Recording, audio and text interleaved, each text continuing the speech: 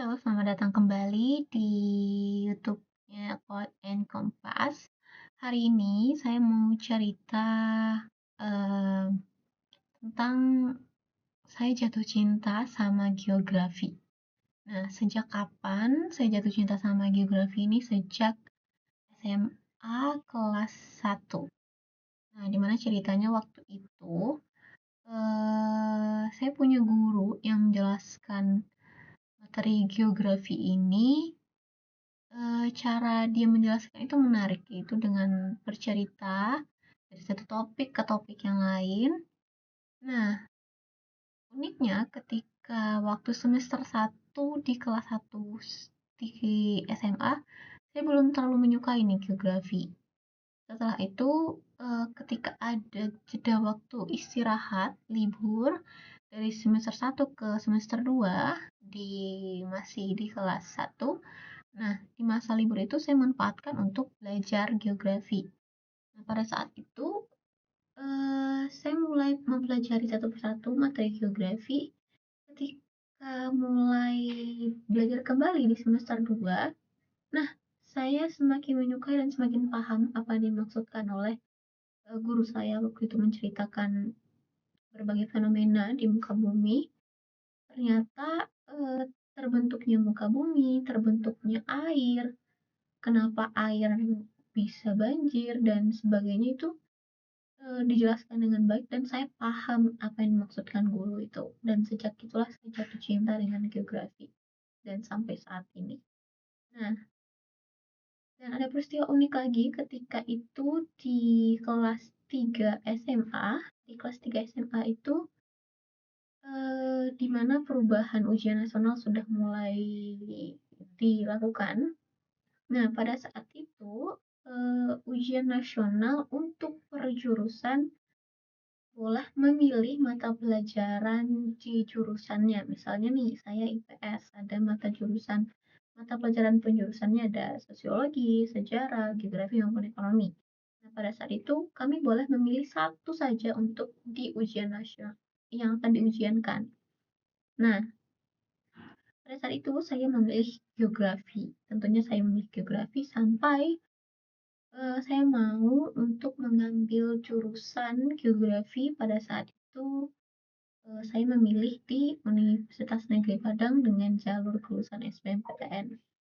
Nah, pada saat itulah saya mulai pelajari dan ketika di kampus saya belajar tentang pendidikan geografinya, khususnya pendidikan geografi dan outputnya tentu menjadi seorang pengajar atau guru. Nah, karena saya mencintai geografi ini tadi, saya paham apa maksud dosen itu. Saya tidak kesulitan selama mempelajari materi. Sampai akhir semester, saya selesai dengan tepat waktu dan begitu banyak juga kegiatan waktu di kampus. Dan saya masih bisa mencapai nilai IPK dengan sangat baik waktu itu. Nah, setelah itu saya pun melamar pekerjaan, mencari pekerjaan, dan yang lainnya. Syukurnya saya mendapatkan sebagai tenaga pengajar di tempat salah satu bimbingan belajar terbesar di Indonesia. Pada saat itu menjadi seorang guru geografi. Sampai berlanjut lagi karirnya, saya lanjut karir saya di sebagai admin, tapi bukan di bidang geografi lagi. Itu lebih ke admin dalam membantu orang-orang mau upgrade skillnya, misal mau belajar data scientist, data engineer, dan sebagainya. Nah, terus sampai saat ini saya masih berkarir sebagai pengajar, tapi bukan di bidang geografi kembali, bukan di bidang geografi. Dan kenapa semua perjalanan ini terjadi? Ya tentunya saya juga tidak bisa idealis ternyata. Saya menyukai ilmunya, tapi untuk menuju ilmu yang saya cintai, saya butuh hidup gitu ya. Jadi saya tidak bisa terlalu idealis dalam mengerjakan hal tersebut. Saya harus berpindah untuk mendapatkan ya secara kasarnya adalah salary yang lebih tinggi, tapi bukan di bidang geografi. Nah, tapi di sisi inilah saya mendapatkan suatu pelajaran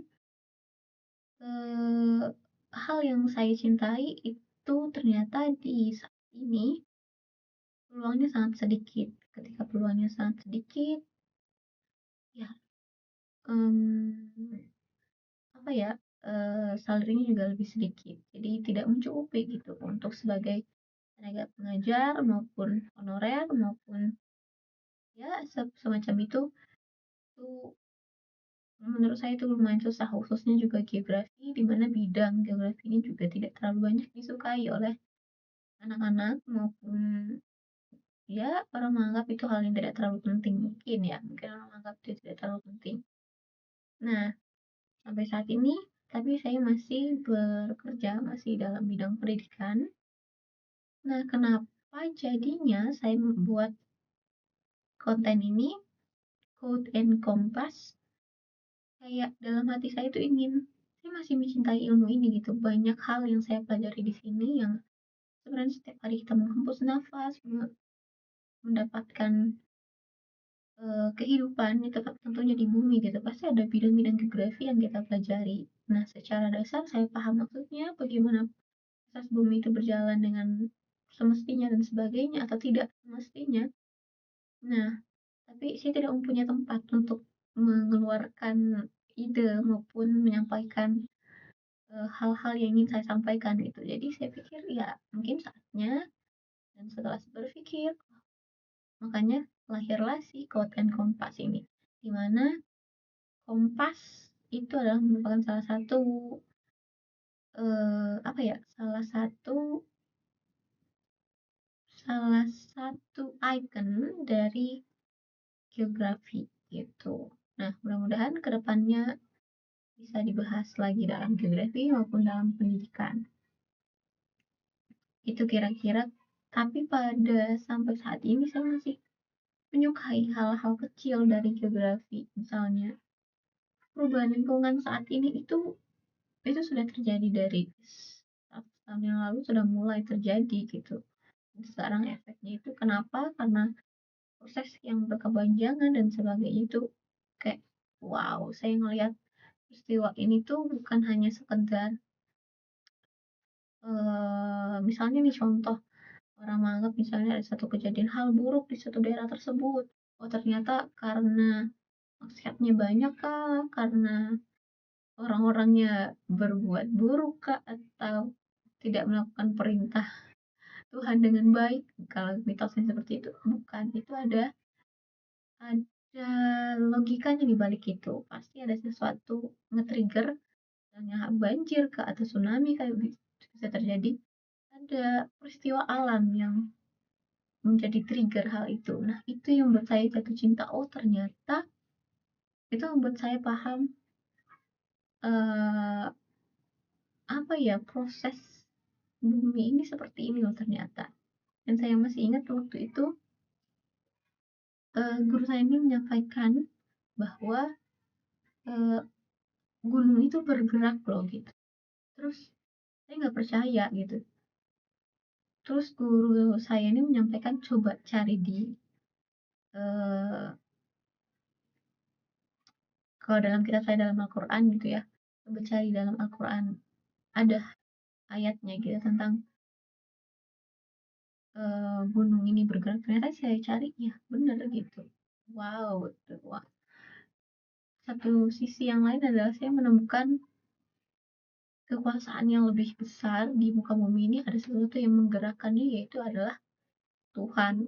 Akhirnya malah ketika saya mempelajari geografi, saya melihat kerja tangan Tuhan dengan baik, makanya saya makin jatuh cinta. Oh, ternyata hal ini bisa terjadi, tapi bukan berarti saya percaya dengan mitos, oh hal ini bisa terjadi karena maksiatnya banyak, enggak, tapi ada logika di balik itu, tapi hal itu yang disampaikan oleh Tuhan gitu, bukan semestinya kita percaya aja itu karena hanya mitos atau karena perbuatan manusia yang buruk dalam maksiat, maksudnya bukan, tapi memang mungkin sifat manusia yang suka menebang pohon, terus mengambil air tanah yang berlebihan dan sebagainya, itu yang bikin bisa banjir bandang kah atau kekeringan yang luar biasa itu bisa terjadi. Dan faktor kekeringan maupun banjir bandang itu nggak bisa dilihat dari satu aspek gitu, banyak banget aspek dan faktornya yang terjadi maupun tsunami dan sebagainya. gempa itu bukan karena manusianya yang jahat kah, atau maksiatnya tinggi atau enggak, tapi ya ada latar belakangnya gitu. Kira-kira seperti itu. Terima kasih dan sampai jumpa.